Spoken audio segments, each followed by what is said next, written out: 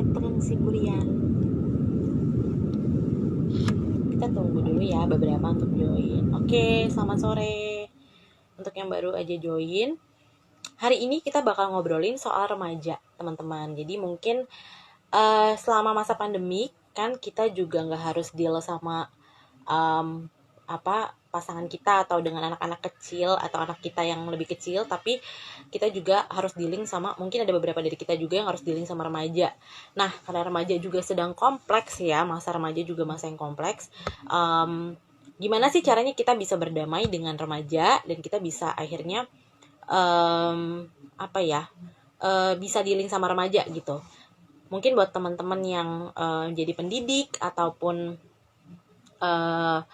orang tua yang punya anak remaja atau pembina mungkin di komunitas remaja, hari ini kita bakal ngobrol sama Yofi Anggi Lestari. Yofi ini adalah rekan saya yang saya cintai. Dia adalah psikolog pendidikan dan konselor sekolah di Erudio Indonesia. Hari ini akan berbagi nih sama kita tips-tipsnya seperti apa. Nah, Jopai sudah bergabung. Oke, biasanya dipanggilnya Jopai.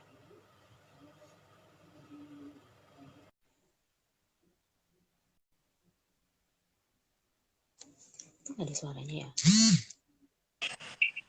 Hai. Kaget nggak?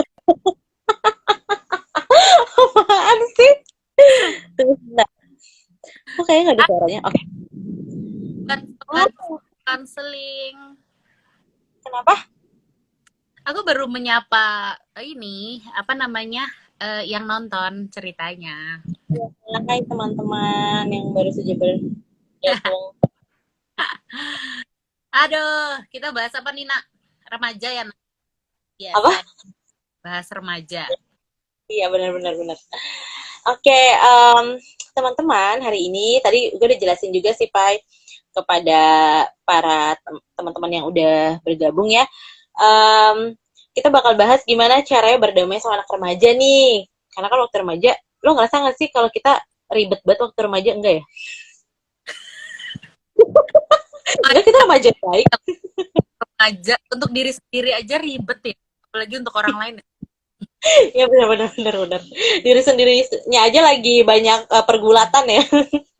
Gimana sama orang lain. Oke. Nah, jadi mungkin halo semuanya. Ya, hai. Jopai akan berbagi tipsnya seperti apa untuk bisa dealing sama anak remaja. Mungkin kita bisa mulai dulu dari ininya dulu, Pak. Mungkin dari tahap perkembangannya atau karakteristik remajanya sendiri. Terus sebetulnya lagi dalam situasi yang kayak gimana sih gitu. Jopai bisa langsung jelaskan. Oke. Langsung aja kali ya. Ya, ngomong-ngomong, Ana di sini manggil aku Jopai. Karena kita dari dulu memang panggilan ke aku kayak gitu, panggilan saya kayak gitu. Jadi kalau teman-teman di sini bingung kok Pai kok padahal namanya Yofi, ya itu panggilan saya gitu ya. Oke, hari ini kita akan bahas seputar remaja. Sebelumnya mungkin saya mau menjelaskan sedikit kali ya. Sehari-hari saya bekerja di sebuah sekolah di Erudio Indonesia, berhadapannya dengan remaja gitu ya. Selain dengan remaja, saja dengan orang tua yang anaknya remaja dan guru-guru yang mendampingi anak yang remaja ya.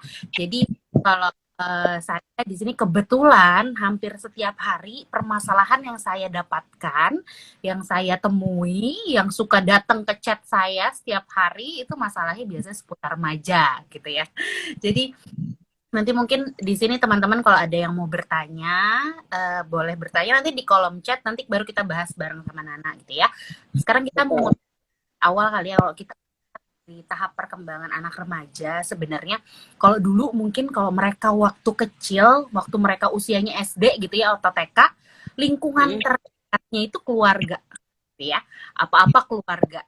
Kalau mau ngapain, pilihan pertamanya adalah keluarga gitu ya, atau ibu atau bapaknya. Menuju SMP, nggak usah SMP, kelas 5, 6 SD yang mau ke kelas 1 SMP itu tuh udah mereka udah beda, lingkungan pertamanya tuh udah bukan orang tua lagi, tapi Kenapa? Karena memang demikian masa perkembangannya. Kalian coba, teman-teman di sini ingat-ingat dulu kita waktu SMP atau SMA, begitu pula waktu kita awal-awal kuliah gitu ya, yang terdekat dengan kita adalah teman-teman sebaya kita gitu. Dan sekarang mereka di masa sekarang, pandemi sekarang ini, ya mereka yang harusnya bersosialisasi, walaupun mereka anak generasi Z gitu ya, generasi yang dekat lingkupnya dengan dunia digital, tapi kebutuhan mereka untuk bersosialisasi dengan teman-teman, khususnya teman sebayanya, itu tetap ada gitu. Kalau misalnya dalam kondisi sekarang mereka tetap ada di rumah, ibaratnya terkungkung gitu ya dalam kondisi sekarang karena tidak ada yang siap. Siapapun tidak ada yang siap gitu. Kita keluarga orang dewasa, bahkan sampai presiden tuh mungkin tidak sebegitu siapnya menghadapi kondisi pandemi ini gitu ya. Jadi kalau sekarang anak-anak di rumah, kalau banyak orang tua yang mengeluhkan kayak, aduh anak gue kok di kamar terus ya, di kursi terus ya, atau main game terus ya, atau kok nggak bisa dibilang dan sebagainya, ya itu wajar. Karena dalam saat ini saya kemarin baru lihat di artikel sebenarnya ada 3 golongan situasi atau kelompok yang rentan dengan situasi yang jadi saat ini. Yang pertama adalah orang sakit. Ya jelas ya karena kalau orang sakit tuh gimana ya nak ya, ke rumah sakit aja, kebetulan saya baru dari rumah sakit gitu ya, nganterin orang tua kontrol. Itu aja situasi deg-degan banget, apalagi kalau yang lagi sakit gitu ya. Yang kedua ada orang yang di PHK misalnya. Orang yang kondisi ekonominya jadinya nggak seperti dulu lagi sehingga stres. Ternyata yang tidak terlihat secara fisik, yang kelihatannya baik-baik aja, kelihatannya slow-slow aja, yaitu adalah anak-anak remaja usia 10 sampai 19 tahun menurut WHO loh ini ya, yang rentan kesehatan mental. Ternyata demikian gitu. Kita nggak tahu, mungkin sekarang di luarannya mereka terlihat baik-baik aja gitu ya. Terlihat slow-slow aja, rebahan-rebahan aja. Padahal belum tentu mereka gitu. Masa perkembangannya dia gimana? Emang dia harusnya apa? Gitu ya. Jadi kalau ada dari orang terdekat kita yang aja dan terlihat main online terus, kita lihat jangan memang mereka cari kebutuhan untuk bersosialisasi sama teman-temannya gitu. Karena kalau online kan sekarang juga bukan hanya online yang hanya sekedar main game kan, tapi ya hanya interaksinya dengan teman-temannya, mungkin chat juga sama teman-teman, bahkan ngomong kayak misalnya main apa ya, Mobile Legend atau apalah gitu yang ada interaksinya gitu. Itu nak. Jadi ternyata memang remaja sendiri kan emang lagi tinggi-tingginya kebutuhan untuk bersosialisasi gitu ya. Lalu tiba-tiba masuk dalam situasi kayak gini yang kita jadinya terhambat untuk ketemu orang, banyak ngobrol sama orang gitu ya. Jadi ini juga sebetulnya akhirnya membuat remaja juga jadi sebenarnya stres juga ya, Pak? Iya, betul. Dan itu yang tadi gue sampaikan bahwa menurut WHO bahkan anak remaja tuh menjadi rentan kesehatan mentalnya dalam kondisi sekarang gitu. Kalau mau dibahas lebih lanjut mungkin gini, dulu gini, setiap keluarga itu punya masalahnya masing-masing gitu ya. Orang tuanya yang nggak akur atau ternyata situasinya sangat tidak, yang biasa anak remaja itu melihat atau ada karena mereka ada melakukan aktivitas di sekolah atau kegiatan-kegiatan lain, karena ini di rumah terus jadi tahu gitu ya. Nah, kita terkesan diam-diam aja gitu, terkesan kayak paling dia nggak peduli.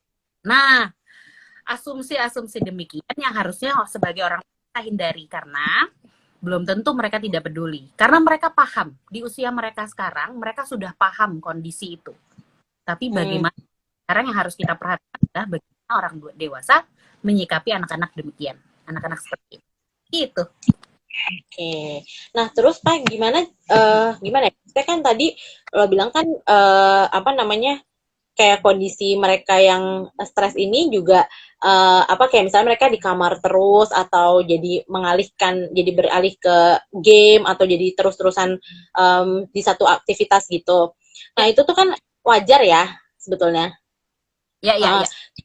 uh, Gimana sih akhirnya kita mesti kan maksudnya dalam satu hari tuh pasti orang tua nggak kepengen anaknya kayak main game terus misalnya gitu kan.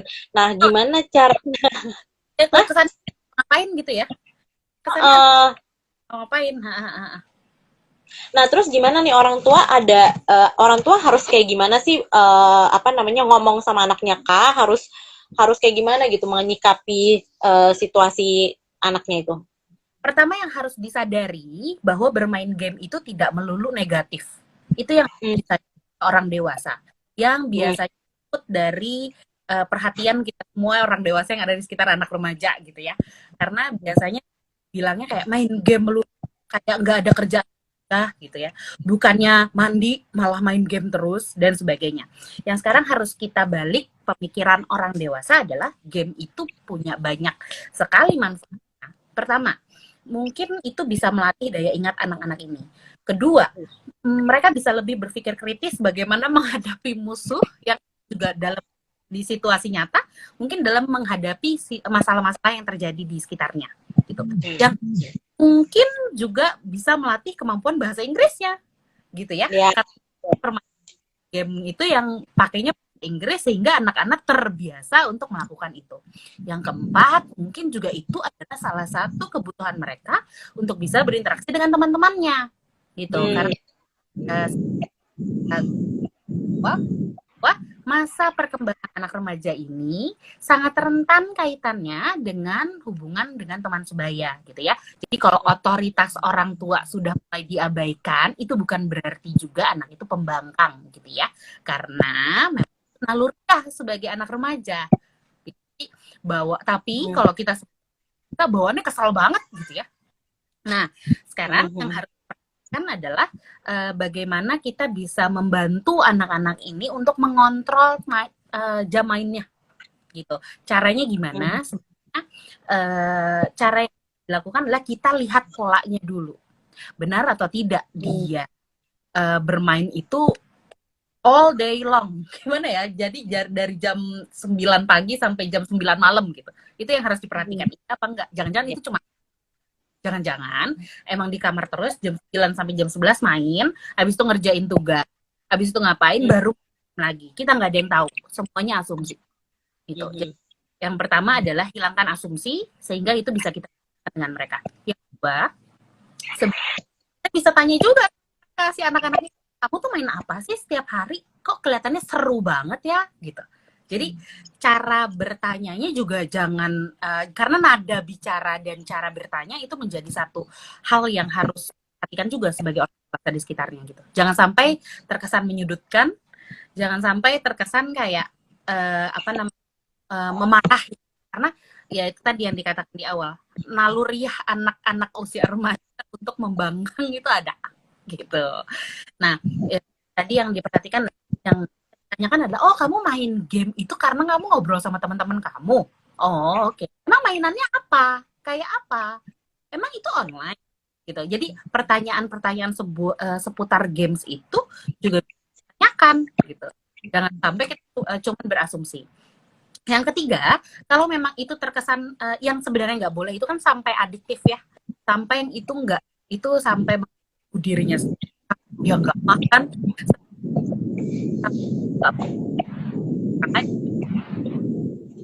ya.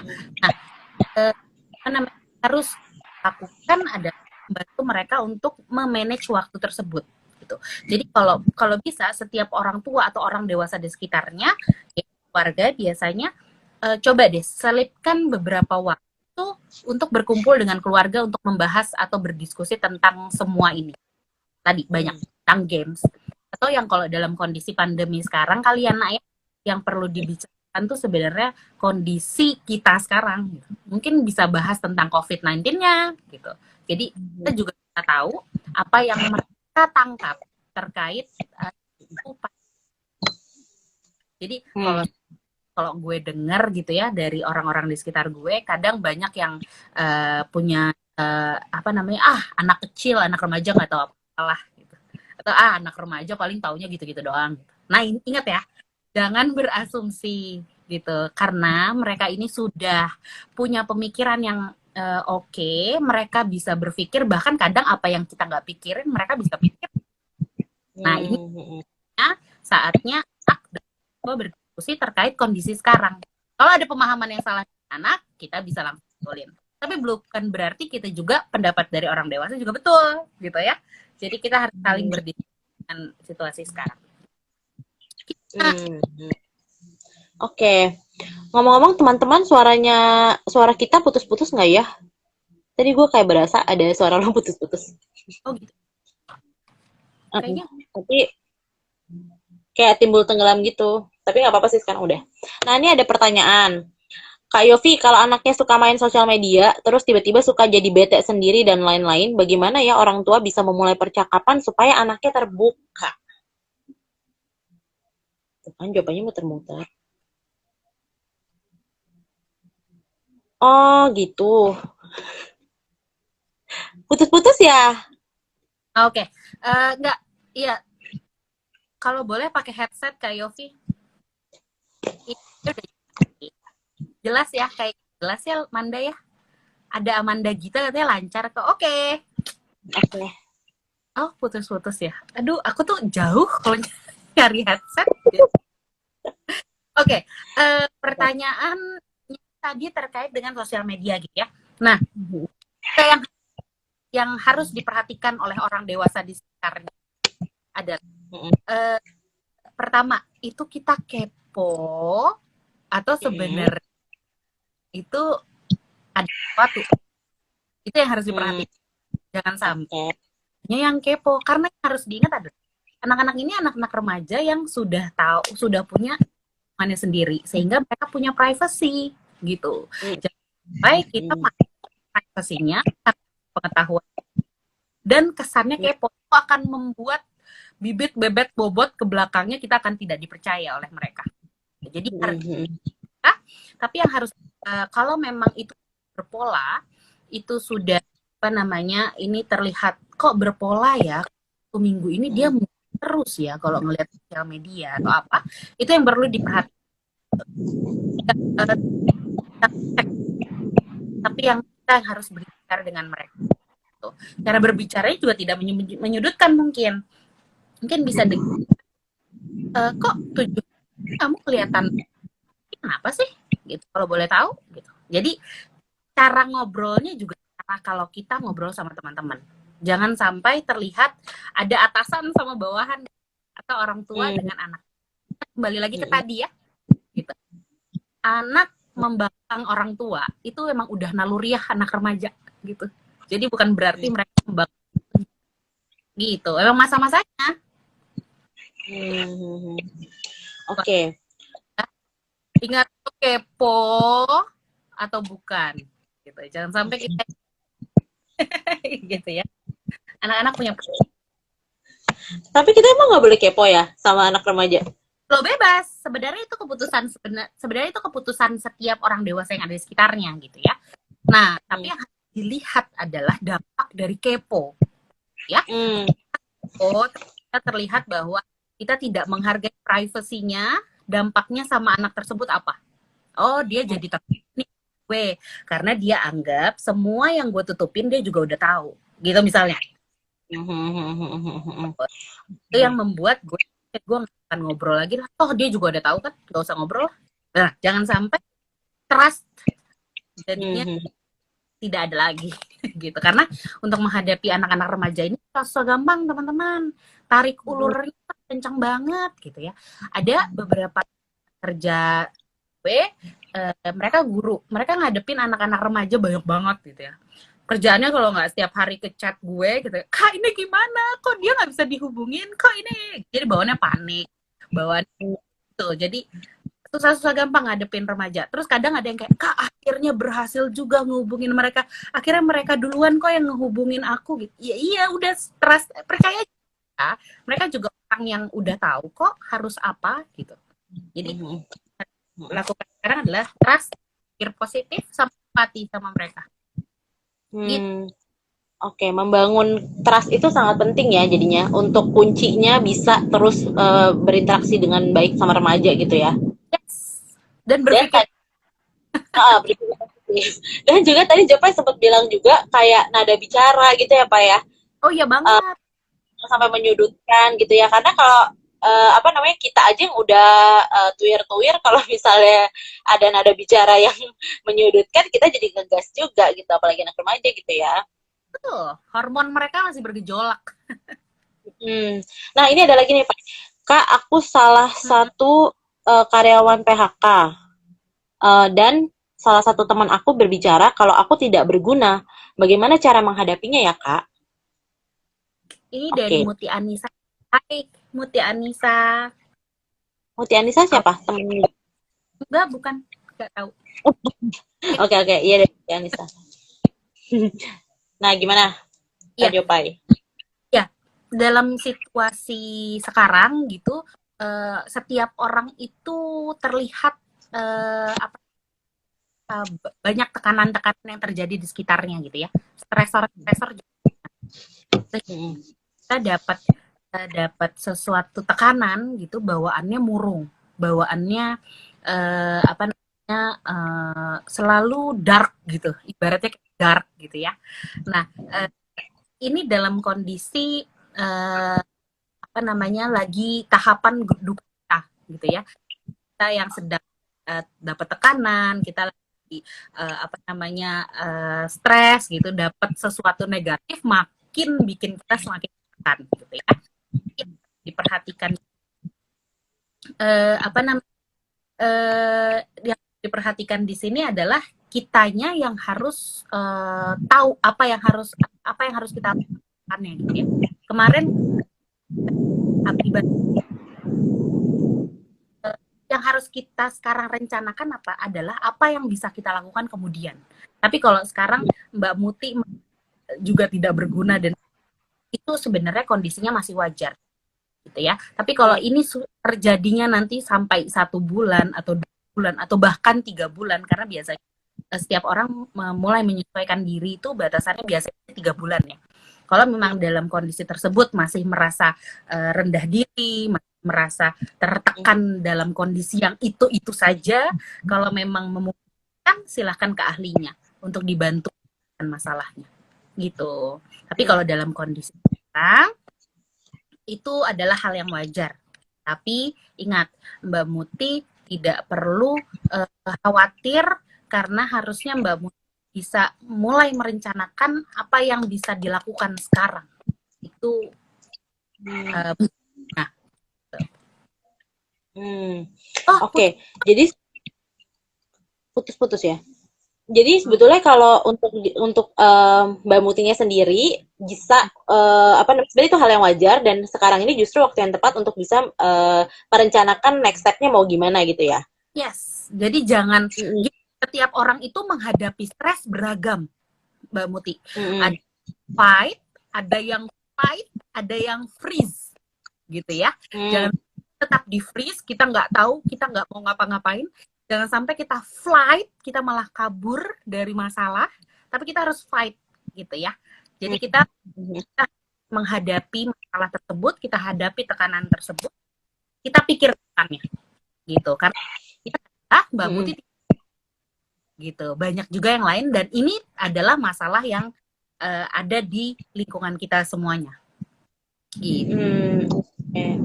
Nah itu tadi temennya tuh Pai. Jadi temennya tuh Oh, bilang kalau dia nggak berguna gitu. Nah dia menghadapi temen ini kayak gimana? Kayak oke. gimana gitu kan ya? Iya benar. Kayak gitu. Kayak gimana sih hadapi temen yang ngomong ini? Oke, yang ya untuk teman seperti ini yang penting ditemani sih Mbak Muti gitu. Jadi Mbak Muti mungkin jadi Mbak Muti ini temannya si orang ini gitu kan ya? Iya, nak. Mbak Muti ada temennya yang bilang ke dia karena dia salah satu karyawan di PHK, temennya bilang ke dia bahwa dia nggak berguna. Jadi dia bagaimana harus menyikapi si teman yang bicara begitu ke dia. Oke, kalau kalau menyikapi teman yang berbicara itu Mbak Muti ini sebenarnya orang lain karena aduh gue masih kurang paham nih. Oh, gue baca sendiri deh. Bentar. Jadi, orang. Aduh, makasih banget nih Kamanda. Semua orang itu berharga, jangan dengan kata-kata negatif kayak gitu ya. Fokus sama pengaman dari kamu. Wow. Yang harus Mbak Muti lakukan untuk orang ini ya, berarti yang ngomongin Mbak Muti ini gitu ya. Berarti ya, Ya. ya kita bisa mengontrol orang harus kayak apa gitu ya. Kita nggak Hmm. bisa mengontrol semuanya tuh harus apa yang kita mau gitu ya. Sekarang fokus sama diri sendiri, fokus sama Mbak Muti sendiri. Kalau memang ada pembicaraan itu seperti dari orang lain, ya nggak usah diterima dengan apa namanya dengan amarah gitu. Karena mungkin kita nggak kontrol mereka juga. Yang penting kita asertif aja. Oh oke, iya ya kayak nggak berguna gitu ya. Ya udahlah, tapi siap kok ngadepin semuanya. Jadi kita ada situasi positif harus kita lakukan. Maaf Wow, ini disuruh itu tenggorokannya. amarah ya, kenapa ya? Tanya. Jangan dong, ntar nggak bisa ngomong. Bener. Justru biar dia nggak bisa ngomong lagi, Pai. Oke. Nah, ada lagi mungkin teman-teman yang mau bertanya langsung aja ya di kolom komen. Nah, kalau dari Jopai sendiri, gimana Pai selama ini Jopai, pengalaman Jopai sendiri sebagai konselor nih yang banyak berkaitan sama orang tua, yang anaknya remaja ataupun bahkan sama anak remajanya sendiri gitu. Ada apa ya, pengalaman menarik nggak Pai ketika menangani anak-anak ini? Sebenarnya ya biasanya yang komunikasi dengan gue itu anak remaja itu sendiri dan guru-gurunya gitu. Biasanya kalau anak remajanya itu sendiri biasalah masalah yang tadi saya jelaskan di awal. Biasanya mereka tidak menyangka bahwa situasi keluarganya sebelumnya gitu membuat mereka yang apa namanya sekarang di rumah aja tuh merasa keberisikan gitu. Aduh, dikit-dikit ngomel gitu ya. Tapi yang akhirnya mereka harus tahu adalah mereka harus berempati dengan lingkungan keluarganya gitu. Harus tahu adalah sekarang dalam situasi seperti ini tidak ada hal yang enak. Semuanya rumah dan itu juga mungkin tidak semuanya ingin ada di rumah. Gitu. Jadinya mamahnya yang sekarang WFH bukan hanya bekerja di rumah tapi harus ngurusin keluarga, harus masak juga, ya tekanannya dan sebagainya gitu. Itu biasanya masalah yang terjadi sama anak-anak tuh. Nah, kalau dari guru-gurunya biasanya masalahnya itu adalah aduh kok anak ini nggak pernah masuk kelas ya gitu. Online kok mereka nggak pernah ada ya di kelas, mereka ngapain, tapi giliran dikomunikasiin kok nggak ditanggepin. Kalau ngomong ke orang tuanya kok kesannya ngadu, nanti mereka nggak percaya lagi sama gue. Itu masalah-masalah yang kelihatannya rumit ya gitu, tapi emang rumit bikin anak remaja. Yang biasanya kan adalah apa namanya yang dilakukan adalah kita yang pertama harus empati sama anak tersebut. Kita lihat dulu kondisi dia di dalam keluarganya seperti apa. Yang pertama. Yang kedua, kita percaya dengan mereka. Yang ketiga, yang ini tahu konsekuensi. Kita nggak bisa ngontrol. Lagi-lagi, kita tidak bisa mengontrol manusia dalam situasi seperti ini. Nah, biasanya kenapa saya bilang tidak bisa mengontrol, kita nggak ada yang tahu bahwa mereka mungkin nggak masuk kelas itu gara-gara internetnya atau kuotanya nggak ada. Kuotanya nggak ada, bukannya mereka nggak mau beli, tapi mungkin kondisi keuangan keluarganya tidak seoke itu. Nah, semua itu yang kata-kata mungkin yang harus kita cari tahu. Okay. Saya minta untuk para guru ini untuk mencari tahu dulu semuanya. Kalau memang ternyata memang mereka sudah tahu semuanya, bahkan sudah tahu konsekuensinya, itu mereka biasanya akan apa namanya mengalir begitu saja gitu. Jadi gurunya lebih trust ke anak-anaknya, anak-anaknya juga datang sendiri. Nah ini juga terjadi sama anak-anak tersebut, Tina. Ini tiba-tiba datang ke kelas, terus gurunya bilang ke gue bahwa oh iya nih tiba-tiba datang, aduh aku seneng deh gitu. Jadi ya semua itu yang harus diperhatikan lagi-lagi untuk menghadapi anak remaja adalah yang pertama empati, yang kedua positif, yang ketiga trust gitu. Oke. sekarang ya. Oke. Oke, Kak Yofi, kalau anak remaja sukanya bertengkar sama orang tua, terus selalu ngancam untuk kabur, gimana ya? Nah, itu yang harus dicari tahu adalah akar masalahnya. Mm-mm. Eh, itu terjadi karena apa? Hmm. Cara orang tua menghadapinya. Itu juga harus dicari. Tapi kalau Hmm. misalnya ancaman itu dan itu pernah terjadi, itu Hmm. kayaknya perlu diwaspadai gitu ya. Tapi ya itu tadi, fokus kita di live ini bersahabat dengan anak gitu ya. Salah satu Hmm. cara yang kita lakukan untuk bersahabat dengan anak adalah kita tidak egois dan bisa mengajak mereka berdiskusi. Gitu. Egois Hmm. sebagai orang dewasa gitu ya, namanya kita secara naluriah juga merasa kayak kan pengalamannya lebih banyak dari lu tahu apa sih anak kecil gitu. Adalah naluri-naluri lah sepaham-pahamnya kita sama teori, sepaham-pahamnya kita sama apa namanya halaman gitu, itu pasti muncul di benak kita gitu ya. Tapi kalau misalnya dalam situasi seperti ini, berpikir positif untuk orang dewasa yang harus diperhatikan adalah kita perhatikan diskusi dengan anak. Kalau itu sudah kayak jangan sampai kita terlalu egois, naikin emosi kita terus gitu ya. Kita ini aja kalau misalnya dalam situasi kayak gitu kita tarik nafas, kita tahu bahwa ini adalah sesuatu hal yang akan berdampak negatif mungkin gitu ya. Kita tenangkan hati dulu, baru kita berpikir positif. Gitu. Oke, gue harus diskusi sama anak ini, gue nggak jangan sampai dan kabur. Begitu. Sebenarnya kita orang dewasa bisa mengontrol semua itu pikiran-pikiran. Gitu. Menjawab nggak? Oh, gimana Sabi menjawab nggak? Nanti komen ya. Kemudian bagaimana menghadapi orang tua yang suka banding-bandingin anak? Nah ini kayaknya lumayan sering ya Pak gue temui juga gitu. Karena kan mungkin sebenarnya orang tua tuh kayak maksudnya tuh pengen buat anaknya tuh bisa termotivasi gitu. Uh, Seperti misalnya temennya yang lain yang berprestasi lebih dari dia. Nah tapi ternyata dampaknya nggak gitu ya. Anaknya malah jadi sedih gitu kan. Nah, gimana sih menyikapinya seperti itu, Pai? Ya, ya ini yang banyak banget terjadi di kalangan orang dewasa yang menghadapi anak-anaknya, membanding-bandingkan. Nah ini yang kalau teman-teman tahu ini dampak namanya dampaknya tuh sangat sangat apa namanya sangat terlihat nantinya ketika mereka dewasa ya akan merasa selalu di bawah itu juga mungkin terjadi gitu.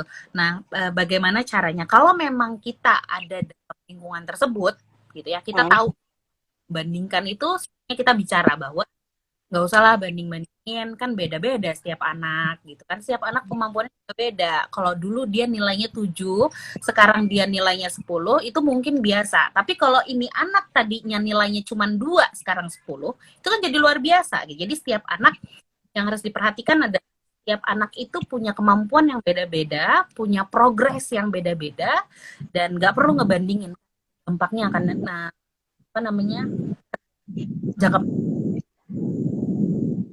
gitu putus-putus Oke. ya. Oh. Kok di gue lancar-lancar. Oke. Tunggu. Iya sih lancar. Sekarang sih lancar ya, tapi pas ngomong kayaknya agak putus-putus. Nah, tapi kalau sebagai anak remajanya nih, ketika orang tuanya seperti itu, apa sih yang perlu dilakukan sama anak remaja nih ketika emang dia berhadapan dengan orang tua yang sering banding-bandingin dia? Oke. Nah, ini nih yang agak sulit ya mungkin bagi anak remaja karena mereka biasanya itu tadi hormon mereka, cara berpikir mereka itu masih menelan bulat apa yang mereka dapatkan. Tapi di sini ada aja ke anak remaja. Apa itu banget pasti sakit hati banget gitu ya. Nggak usah anak remaja, kita aja yang usianya kena kalau dibanding-bandingin sama orang kita suka kesel nggak nak? Ya kan? Nah, tuh yang harus dipahami adalah kalian nggak apa-apa merasa hati karena kalian nggak apa-apa merasa karena dibandingkan. Tetapi yang harus diperhatikan adalah sekarang fokus kita berpikir positif aja, bahwa orang membandingkan kita itu bukan maksud buruk, tapi pengen baik. Jadi itu aja di otak kita. Walaupun ketika kita dapat itu kita sedih banget dan sakit hati banget karena dibandingin gitu. Oke, ini dari Febri ya, Febri Zainriani. Mungkin Febri anak remaja kali ya, Oh gitu. yang Semangat. set soalnya kasih emote set. Kita aja sedih kalau dibandingin, bener deh. Ah. Oke. Nah, Pak, terus deh gitu nih, ada pertanyaan juga nih, tapi mungkin memang nggak dituliskan di komen ini ya. Jadi, apa namanya, kan tadi kayak yang Jopai bilang sebelumnya ya, bahwa memang anak remaja tuh karena lagi dalam situasi yang butuh untuk sosialisasi lebih banyak, ternyata harus ketemu sama keadaan kayak gini, jadinya mereka jadi lebih apa ya, jadi males-malesan atau mungkin jadi bete gitu kan. Nah, tadi kan banyak kan muncul istilah kayak kaum rebahan kayak gitu-gitu kan. Nah, sebetulnya apa namanya, gimana sih caranya supaya membuat anak remaja jadi lebih produktif gitu? Oke.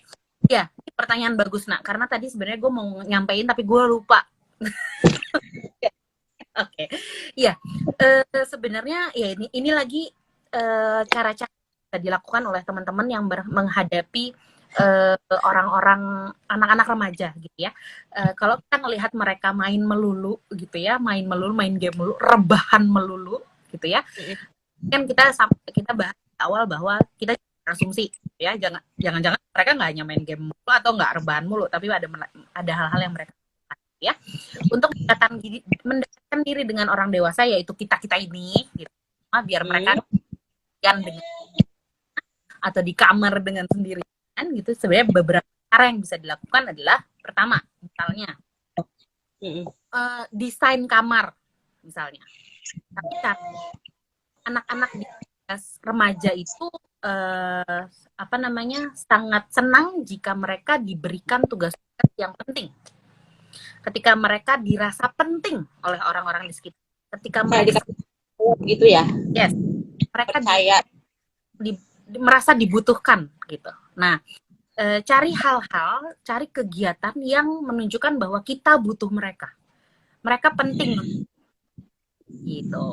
Nah, ketika kalau misalnya kita sekedar kayak tolong dong beliin ini di warung gitu, cara ngomong juga itu diperhatikan gitu ya. Nah, satu hal yang mungkin bisa dilakukan awal oleh orang di sekitarnya sekarang adalah misalnya, kita besok desain kamar kamu, mau nggak di kamar Bang? Mau nggak? Atau kasur kamu dipindahin ke situ kali ya gitu. Jadi ada omongan, ada diskusi antara orang tua dan anak. Jadi tahu bahwa oh iya bener juga, oh iya itu kan kamar juga buat gue ya, itu penting juga buat gue ya gitu. Atau hanya sekedar nggak, boleh nggak bantuin mama dan apa namanya, angkat lemari itu dipindahin ke sini karena kayaknya mama gitu. Jadi ada emosi yang tangkap antara orang tua dengan anak gitu. Jadi anak pun tahu bahwa oh gue dibutuhin nih sama orang tua gue gitu. Cari kegiatan tersebut. Atau misalnya besok kita masak, misalnya dia sukanya makaroni skotel deh, besok cobain yuk buat itu, kamu buat sendiri deh, ntar kamu buat versi kamu, mau buat versi mama gitu, ntar kita coba. Atau nanti kita ini yuk gitu. Jadi ya itulah, awal-awal itu terjadi itu kan biasanya dari diskusi antara orang tua dengan anak ya, Nak ya gitu. Jadi yang perlu diperhatikan lagi-lagi nada bicara. Jadi kalau ngomong sama anak itu sebisa mungkin kita jadi temannya gitu. Jadi bukan berarti kita menyuruh ya, kita bukan berarti menyuruh, tapi kita lebih mengajak, mendampingi, atau ya sebagai teman aja gitu. Kayak kita kalau misalnya gue ke Nana gitu, nak bikin ini yuk, nak bikin nasi goreng yuk, nak kayaknya enak deh nak goreng pakai ini nak. Jadi cara santai aja, nggak usah kan menyuruh gitu. Oke. Terus Pak, kalau misalnya, tapi kalau dari lo sendiri ada nggak sih misalnya tipsnya nih, kayaknya kan kalau komunikasi ini kan memang kunci banget nih sama remaja dan susah, maksudnya susah-susah gampang ya untuk dibangun gitu ya. Nah, selain ada bicara dan kita mencoba memposisikan diri kita sebagai teman, ada nggak sih mungkin tipsnya untuk bisa nyambung nih sama anak remaja gitu? Oke, cara biar kita nyambung sama mereka adalah ini yang mungkin susah-susah gampang juga ya untuk orang-orang dewasa di sekitarnya adalah kita kita sebisa mungkin tahu apa yang sedang mereka sukai. Ini kita misalnya nggak suka grup band Korea, tapi ternyata orang di sekeliling kita, anak-anak remaja ini suka banget sama girl band, boy band Korea, suka banget. Tapi kita nggak melulu harus tahu kok. Kalau misalnya kita tahu dari mereka itu juga nggak apa-apa, dan itu jadi kunci pertama komunikasi kita dengan mereka gitu. Ini kalau boy band 4 orang itu namanya apa sih? Kok mereka bisa kayak gitu ya? Mereka kalau dandan gitu gimana sih? Gitu. Jadi tunjukin kita bahwa kita punya rasa ingin tahu dengan apa yang mereka sukai. Nah, itu biasanya kuncian awal juga. Oke. Ya, K-pop bener, Nes dan Nes. Betul. Iya, iya. Nina di sekolah yang tempat gue kerja itu mereka ini anak-anaknya suka banget K-pop, tapi guru-gurunya tuh nggak ngerti apa-apa gitu ya. Nah, bukan juga kita harus lebih tahu dari mereka, nggak juga kok gitu. Tapi ya kita jangan sesuai dengan apa yang mereka suka. Oke. Contoh Ya kayak tadi. gue tuh kan bekerja di sekolah yang fokusnya di art and science gitu ya. Art and science itu gue kayaknya pengetahuan gue nggak, ya dikit banget lah gitu ya. Nah, itu bukan berarti juga gue harus pintar ngelukis, bukan berarti juga harus pintar komputer atau coding, nggak juga. Tapi ya itu, misalnya yang suka coding ya, kamu susah nggak sih kalau mikirin coding kayak gitu? Kamu seneng ya? Gitu. Jadi tunjukkan rasa ingin tahu kita dengan apa yang kita. Itu tips. Oke, kayak tadi sebenarnya balik lagi ke jangan egois ya. Jadi mulai mencoba untuk empati, cari juga apa yang mereka sebenarnya sukai gitu ya.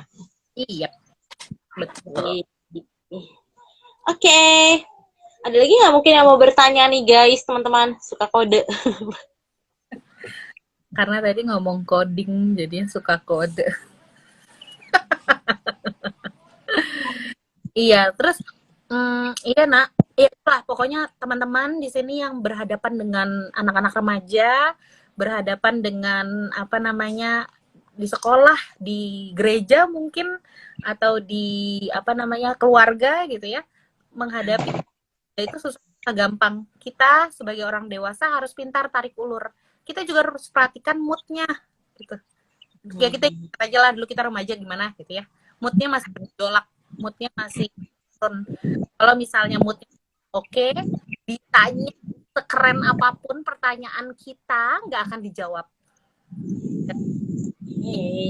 Perhatikan mood mereka. Kita lihat biasanya waktu-waktu tertentu mereka biasa diajak bicara tuh kapan?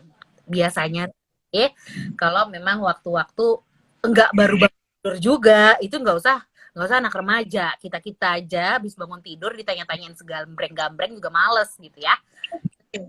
Nah, mungkin pas jam makan siang atau pas jam makan malam gitu, kalau mau diskusi biasanya waktu-waktu itu tuh nak gitu. Kita harus merhatiin mereka tuh.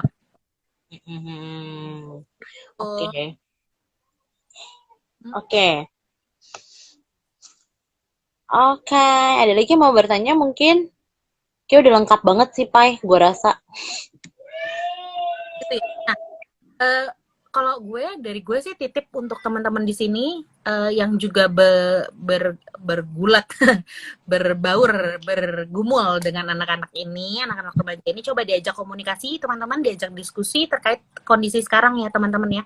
Karena gini, kita aja ngelihat berita tuh sedih gitu ya. Kita ngelihat berita aja tuh takut banget gitu ya. Dengan kita nggak tahu mereka kondisinya seperti apa. Kita nggak tahu bahwa mereka diem-diem ngelihat berita. Kita nggak tahu mereka diem-diem takut sendiri, gitu ya. Usahakan teman-teman berdiskusi dengan apa namanya anak-anak remaja ini terkait kondisi gitu. Misalnya, apa yang kamu tahu sih terkait COVID-19 ini? Menurut kamu kira-kira apa namanya berakhir kapan? Atau mungkin tidak akan berakhir secara cepat 3 tahun lagi. Menurut kamu gimana gitu? Jadi selain kita tahu mereka paham dengan kondisi sekarang, kita juga bisa melatih mereka berpikir kritis sebenarnya, nak. Gitu. Kita bisa lihat segala sesuatu dari berbagai pihak, berbagai sisi. Gitu. Kalau itu gimana? Kalau nanti kamu udah masuk sekolah, kamu akan takut atau tidak? Atau sebaiknya sekolah tetap seperti ini, atau sekolah akan harusnya segera diberlakukan gitu. Hal-hal kayak gitu komunikasikan. Kan mereka yang sekolah siapa? Mereka. Yang berteman dengan halayak siapa? Mereka gitu ya. Jadi jangan sampai semua keputusan ada di tangan orang dewasa atau orang tua gitu. Ya mungkin mereka masih di bawah umur sehingga kita orang dewasa yang memutuskan gitu ya. Tapi bukan berarti mereka tidak punya suara.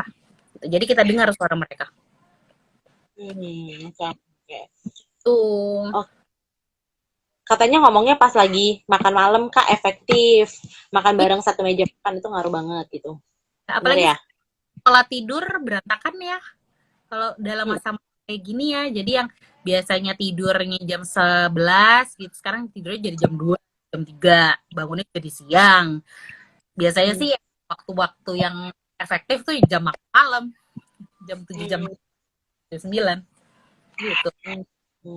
Oke. Jadi kuncinya juga tadi adalah tanya juga pendapat mereka ya, gimana sih sudut pandang mereka sendiri gitu ya terhadap situasi yang sekarang terjadi, terhadap situasi yang akan terjadi juga gitu ya. Jadi kan sebenarnya mereka memang udah bisa tuh ya tadi ya berpikir dan juga memahami situasi yang ada. Jadi pasti mereka juga punya pandangan sendiri ya. Oke. Oh, Kak, kalau menghadapi remaja yang bandel banget gimana? Walaupun kita udah coba bicara di saat yang tepat. Bandel bangetnya kayak gimana ya, Mbak Dewi? Perhatikan sebenarnya bandel yang dimaksud seperti apa gitu ya. Apakah cara yang kita lakukan sudah setepat itu? Apakah sudah dicoba dengan orang lain yang bukan kita, misalnya gitu.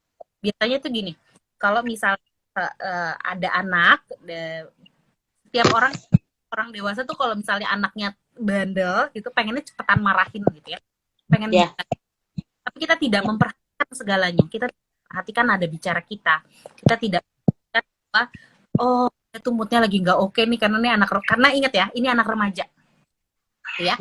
Atau jangan mungkin mereka ngobrol sama teman-temannya jadinya mereka gini gitu. Itu hal-hal yang harus diperhatikan gitu ya. Trik kedua, biasanya kita minta tolong orang lain. Jangan-jangan mereka udah benci sama kita, makanya kita nggak didengar sama mereka gitu. Coba cari orang yang mereka juga bisa. Tapi sekarang perhatikan adalah bandel yang dimaksud seperti apa. Nggak pernah nggak pernah mau denger nasihat waktu dikasih tahu. Oke, seperti apa misalnya? Gitu ya.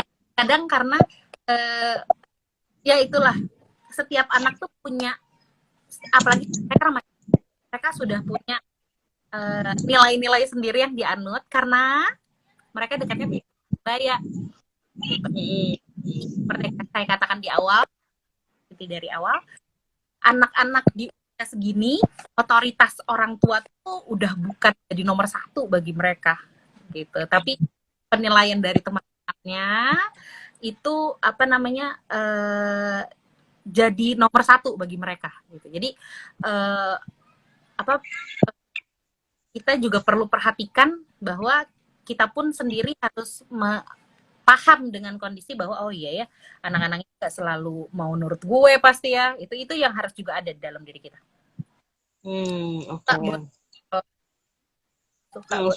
Kalau terkait ini ya tadi juga saya sampaikan sebenarnya yang perlu diperhatikan adalah konsekuensi gitu kan. Tidak perlu hukuman, karena dalam kondisi sekarang yang kita harus pahami adalah anak-anak juga mungkin stres dalam kondisi sekarang gitu ya. Biasanya mereka mau ke sekolah karena senang ketemu dengan teman-temannya gitu ya. Kalau sekarang karena bentuknya virtual mungkin berbeda, kita nggak ada yang tahu kondisi setiap anak seperti apa. Ya, kalau misalnya suka sekolah ini yang harus diajarkan, didampingi adalah mereka tahu konsekuensinya gitu. Kan mereka melakukan itu dan sebenarnya ajak mereka komunikasi, tapi kita juga harus segala konsekuensi itu. Misalnya nilainya jelek gitu. Orang tua juga harus paham. Oke. Kemarin kan udah ini ya. Oke ya, kalau nilainya jelek ya udah biarin aja lah. Toh udah sebenarnya. Tapi kadang-kadang ada orang yang nggak mau, pokoknya dia nilainya harus bagus. Pokoknya dia harus masuk apapun yang terjadi. Nah, itu yang harus diperhatikan. Kita yang harus menekan ego kita yang harus mengontrol ego kita gitu ya. Jangan sampai kita memaksa anak-anak. Gitu. Tapi tidak dengan memaksakan kehendak mereka. Gitu.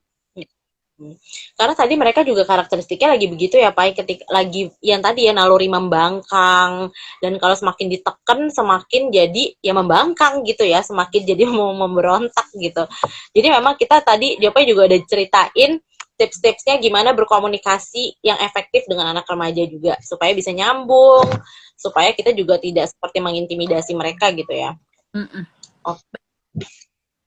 Naluri. Mungkin kata mempan bisa lewat tulisan juga, Kak. Apa namanya? Tulisan yang dimaksud dengan Amanda ini mungkin misalnya ada beberapa orang yang tidak senang, tidak suka gitu berbicara atau berkomunikasi dengan orang lain langsung karena terbiasanya chat ya. Karena biasanya kalau misalnya ngomong itu kesannya kayak apa namanya, yang nggak enak aja gitu, nggak biasa aja gitu, kesannya emosi gitu ya, kesannya maunya marah-marah aja. Biasanya cara trik berikutnya adalah biasanya dengan tulisan, bisa dengan chat gitu mungkin. Kalau orang tuanya jadi terkesan lembek gimana Kak? Katanya Kak Feby. Oh, bedakan antara tegas dengan lembek. Maksudnya tegas dengan marah gitu ya.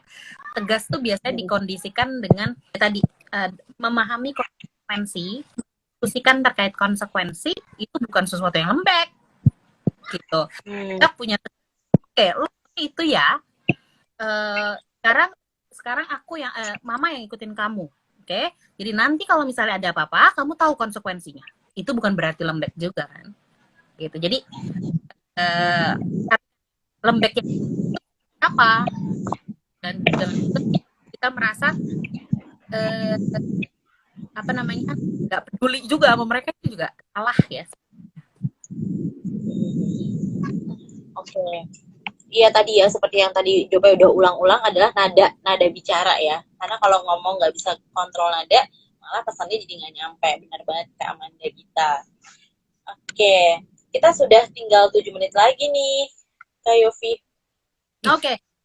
Ya sebenarnya kalau gue sih sebenarnya itu teman-teman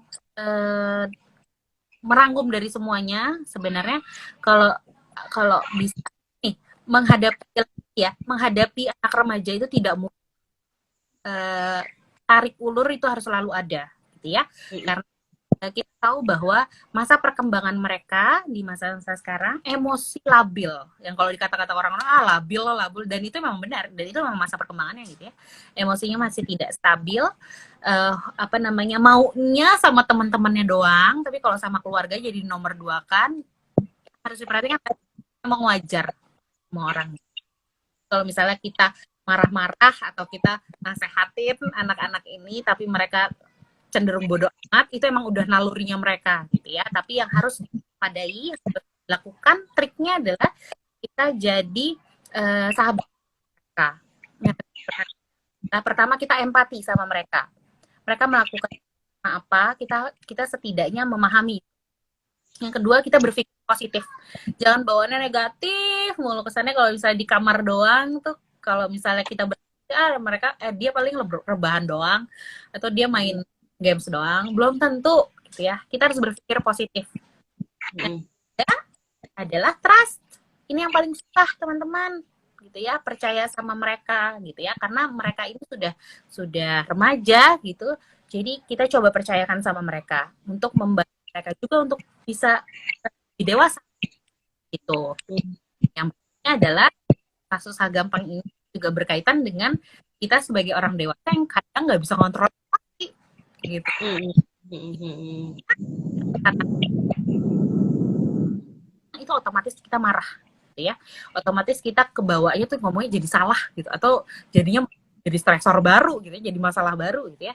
Yang harus diperhatikan adalah tarik nafas, menenangkan diri, lalu setelah itu baru kita bantu mereka untuk berdiskusi.